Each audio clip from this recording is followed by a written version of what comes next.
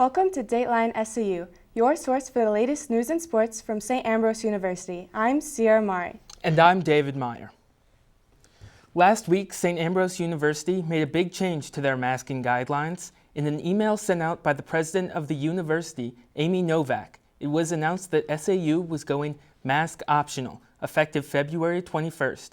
Members of the campus community may now go without masks in all public spaces.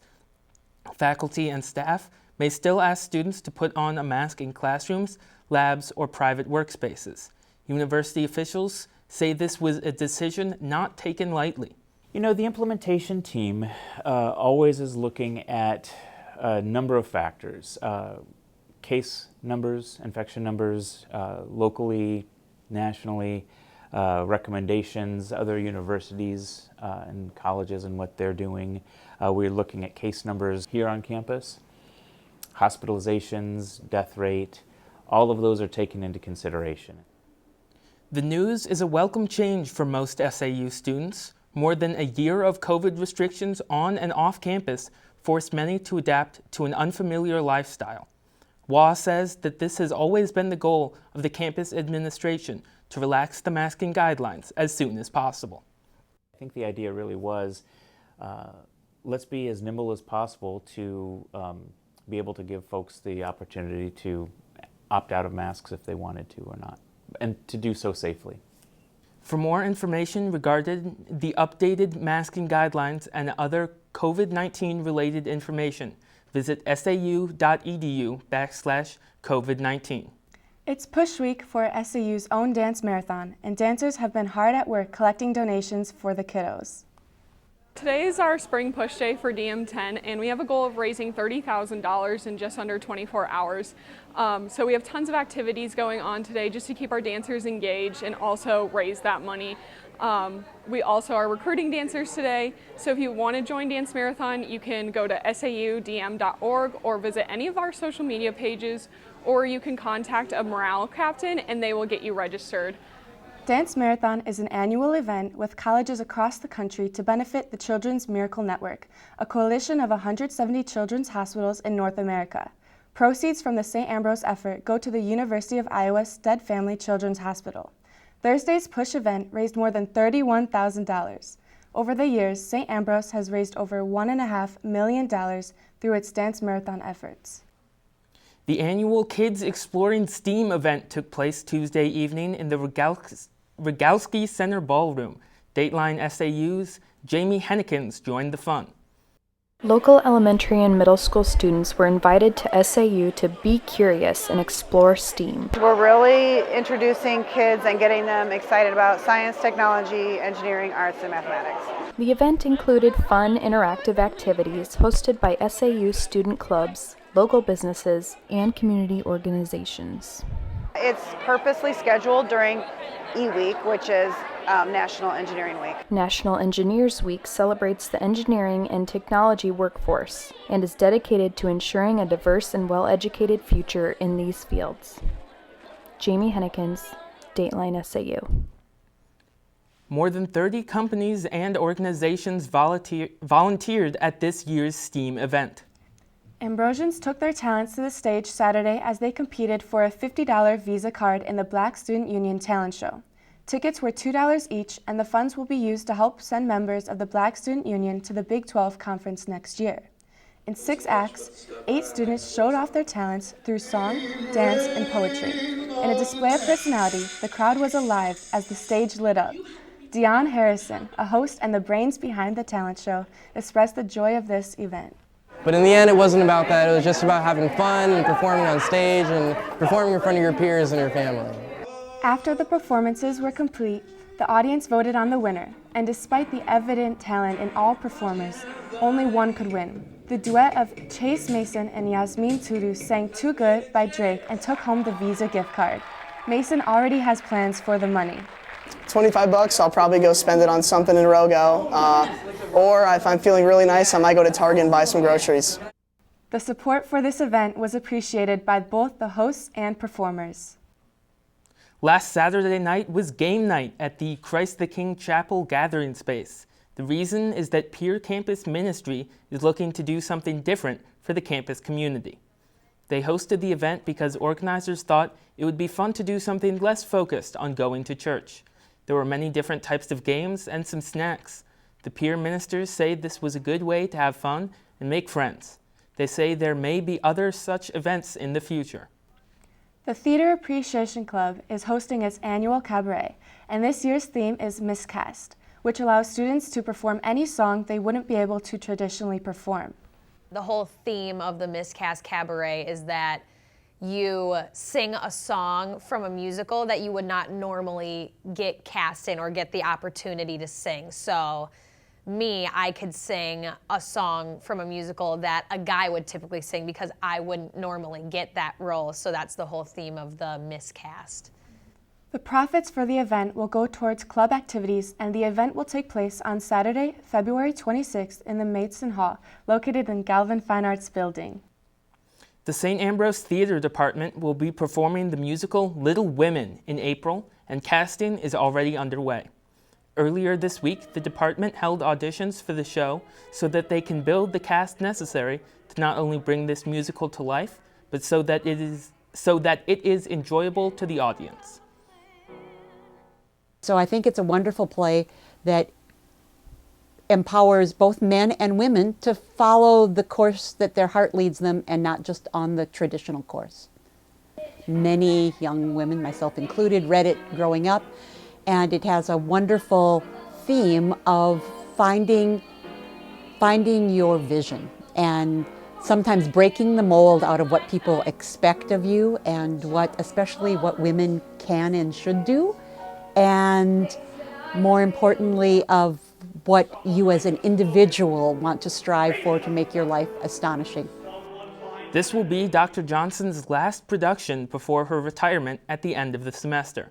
The show will open April 29th. Tickets are on sale now at sau.edu/Galvin. You can find the link to purchase tickets to Little Women there. Coming up after a short break, success stories continue for the St. Ambrose wrestling program, including crowning a conference champion. And the St. Ambrose women's basketball team finds itself in a nail-biter as they start tournament action. We'll have these stories, highlights, and more coming up after the break. On Dateline SAU.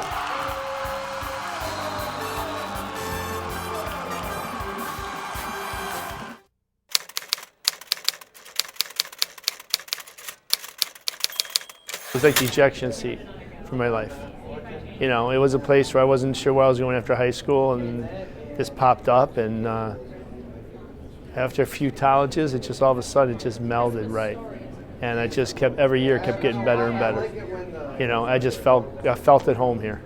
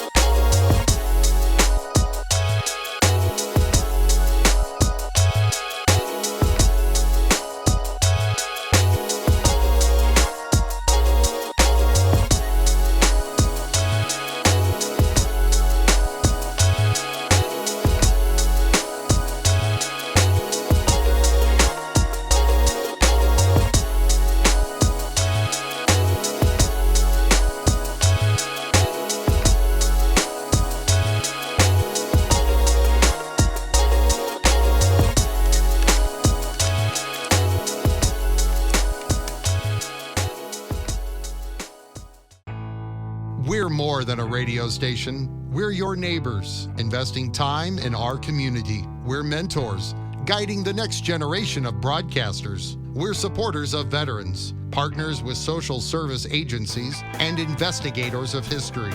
We're dedicated sports fans. We're committed to the stories that make the Quad Cities unique. We are KALA Radio, 88.5 FM, 106.1 FM, Turn it on, turn it up.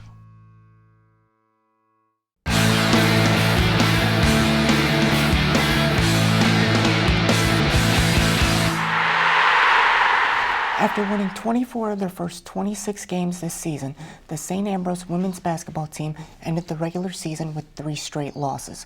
Going into the CCAC tournament as the number 4 seed, the women were hoping to return to their early season success with an opening round home contest versus Olivet Nazarene. To Lee Loman Arena we go, and this one would be a nail-biter. Earlier in the second half, it's Maddie Cash with the steal and the bucket, and the Bees enjoy a 1-point lead. A bit later, it's Cash to Kylie Robleski, and the former Bettendorf star goes up strong for 2. But the Bees now trail the Tigers by double digits. But St. Ambrose mounts a furious comeback. Shane Smith starts it off with a long 3, and on the very next play, Anna Plummer does the same, and the Bees pull close. Then, with just 2.6 seconds remaining in the game, the Bees get one last shot, but they just can't pull it off, and St. Ambrose loses a heartbreaker, 78-76. Robleski led all players with 25 points and 13 rebounds. Smith added 18 points with 7 boards. And with the loss, the women's season will likely come to a close with a 24-6 record. The men's team just missed qualifying for postseason play and ended their season at 13-16. Following last week's win over the second-ranked team in the country, the St. Ambrose men's lacrosse team continued to roll. On Friday, they knocked off Taylor University in Indiana. Michael Shakerin led the way with 4 goals and an assist.